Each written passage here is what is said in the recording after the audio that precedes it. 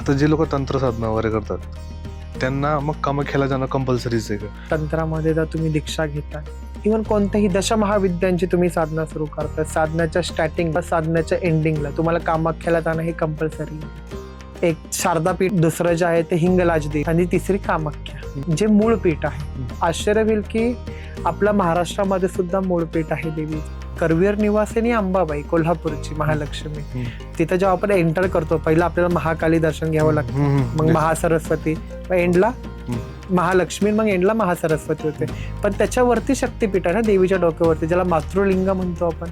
कामाख्यामध्ये गेल्यानंतर काय तुला डिफरन्स जाणवतो एनर्जीचं स्वरूप? कामाख्या अलौकिक शक्ती आहे. कामाख्याबद्दल सांगू शकतच नाही व्यक्ती. कामाख्या मंदिरामध्ये आणि कोल्हापूरच्या मंदिरामध्ये एक साम्य नाही. कोल्हापूरला आपण बघतो महालक्ष्मी, महासरस्वती आणि महाकाली. कामाख्यामध्ये जेव्हा तू जातो तिथं कालीच्या स्वरूपात कामाख्या स्थित आहे. सरस्वतीचा तांत्रिक फॉर्म म्हणजे मातंगी. देवी लक्ष्मीचा तांत्रिक फॉर्म म्हणजे कमलात्मिका.